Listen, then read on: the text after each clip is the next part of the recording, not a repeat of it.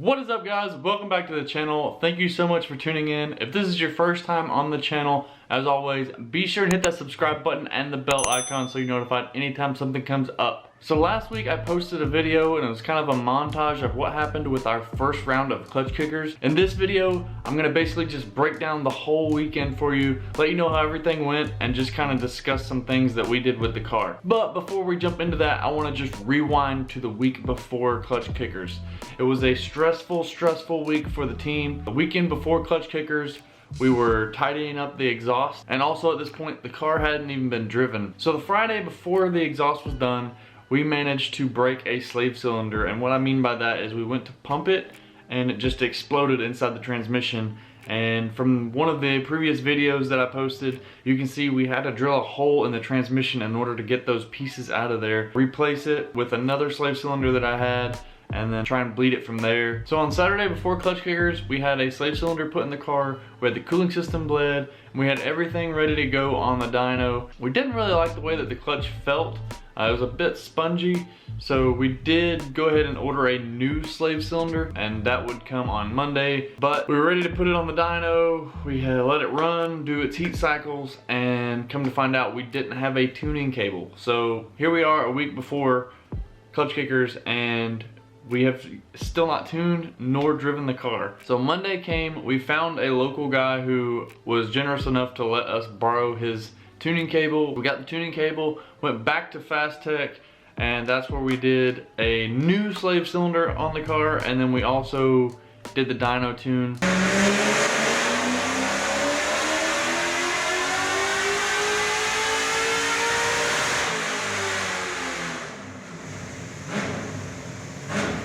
Which was awesome. Everything went well. The only thing that happened was we burned a plug wire. Other than that, no other dyno issues. The guys over at Fast Tech knocked it out on the tune. We did maybe 5 pulls, and it was right where Mark wanted it. So carrying on through the week, really all we did was just put some body panels on and just button everything up before we left on Friday morning for clutch kickers. Still at this point, we had not driven the car. So Friday comes, we go down to clutch kickers. They were having a practice day, or kind of an extra practice day for those who wanted to come load in early and get an extra day of practice. So we took advantage of that since it was a brand new car for us. Friday we get to the track, unload, do a couple little things to the car just to get it ready. The brake light switch wasn't working properly, so we had to adjust it, and just little things like that. Nothing that kept us from running. When practice started, we were out there, we were getting our testing in, and let me tell you, this car ran amazing. I was so proud of our team and everything that they've done to get this car to where it is today, and it was just a dream come true to be out there in the first test laps, and the car ran flawlessly. We just made some minor adjustments with tire pressure and got the car to where we wanted it for the weekend. I couldn't have been more happy going into the night. I could hardly sleep. I was just ready to drive it and drive it. The difference between the LS and the old turbo engine, it was just crazy. Like, I'll insert a clip here of my first lap in the car, and you can hear how rev happy I am in it, just trying to account for boost lag, and it doesn't have that anymore.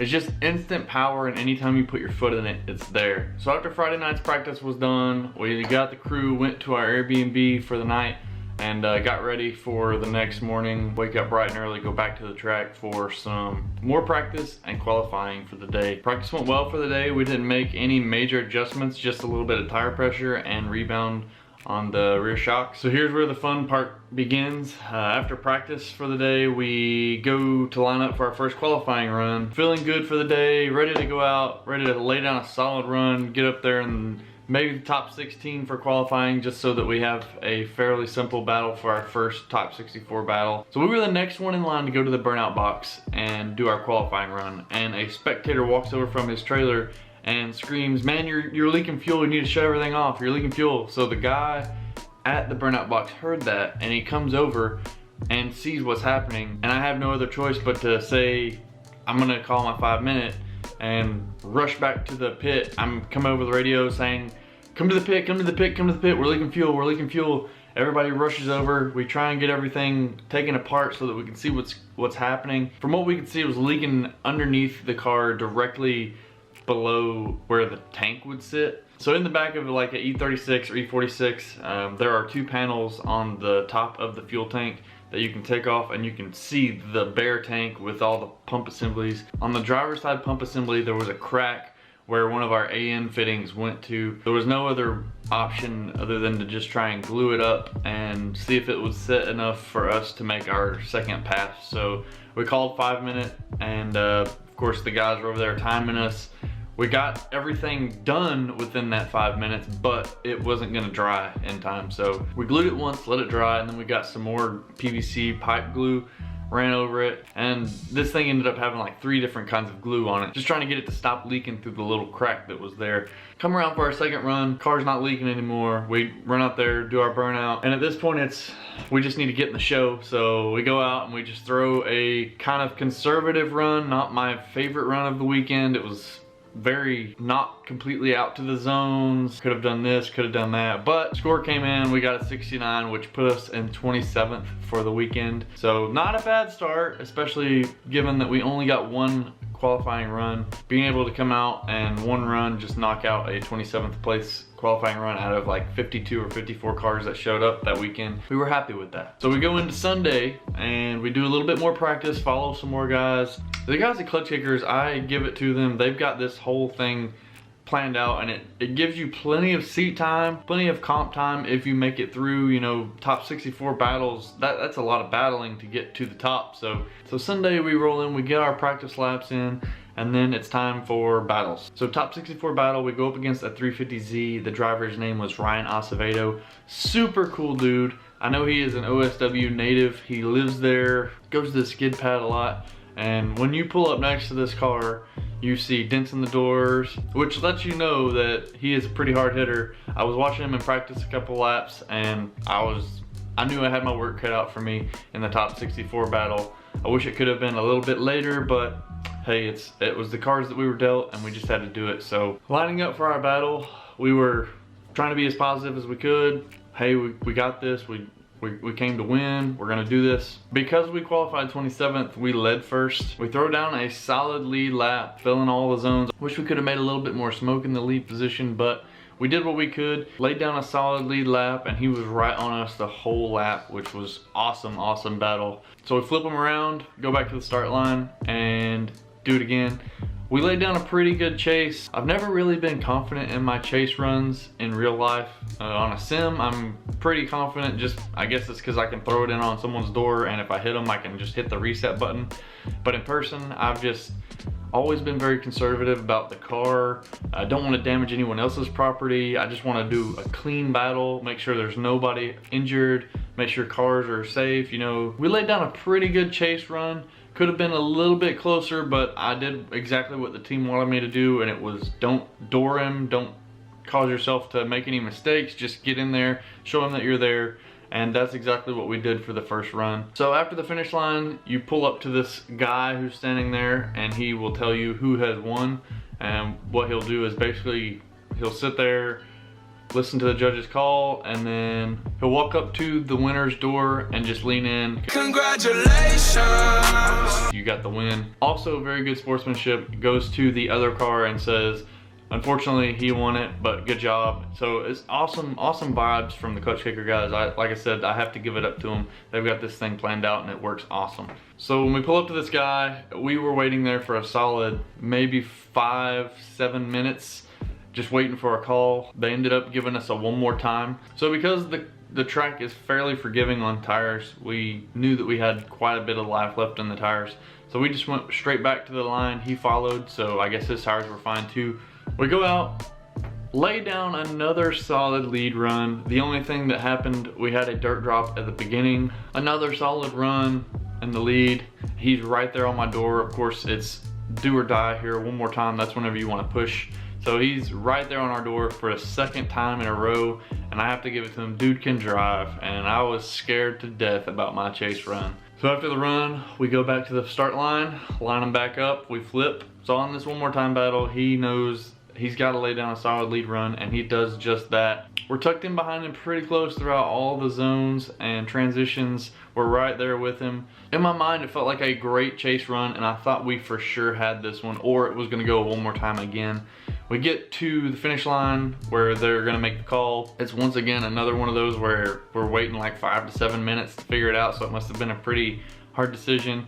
The guy walks up and turns to his car, so Ryan did get the win on this one, which is a bummer to go out in top 64, but I'm not mad that we got a one more time out of it, and he's an awesome driver, so props to him. It was awesome. So of course I'm a little frustrated inside because we go out in top 64. It's not because of who we went out to, it's because of where we went out. I wish we could have maybe battled Ryan in the top 32 or top 16. You know, let us advance a little bit before we have a battle like that where it's super close and down to the wire. But we get back to the pit, team's happy. When I pulled into the pit spot, shut the car off and was immediately surrounded by all the people who came to help us, as well as our longtime friend Nate Hamilton. He comes over, gives me kind of a pep talk. He was asking how we felt throughout the run, and then also laid down why he thought that I lost the battle, which after reviewing footage, I could see what he was talking about. And what we believe lost us the battle was when we were following, trying to stay close to Ryan because he does have a fast car. We were cutting line and not really matching his angle and his line.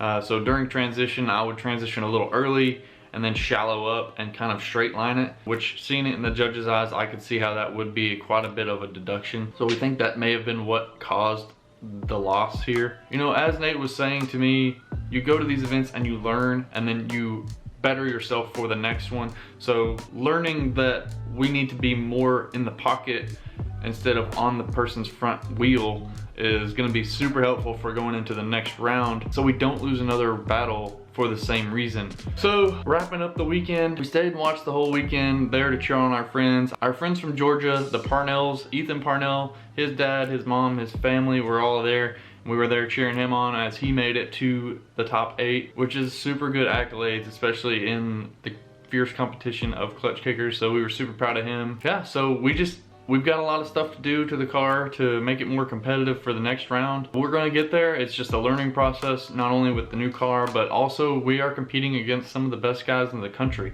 But the whole point of the season is to learn, to grow as a driver, and just be out there, be present, do some networking, and just grow as a driver and ambassador of the sport. So that's all we went there to do, and we did every bit of it. We had fun. The team was awesome. I have to give it up to my team and all of our sponsors. Without you guys, I couldn't have done what I had done through the weekend. I know it's not a win, but we were there. We made a noise. We were present, and that was all we could ask for. So, but that's a quick wrap up of Klutch Kickers Round 1 of 2021, and we couldn't be happier. But we're just gonna kind of take a step back, figure out what we can do to improve the car for round 2, and come back swinging. So hopefully you guys enjoyed this video. As always, be sure and hit that like button, subscribe, hit the bell icon, and leave some comments down below of what you guys thought about the weekend and what you guys want to see next. But until next time, we'll see you later.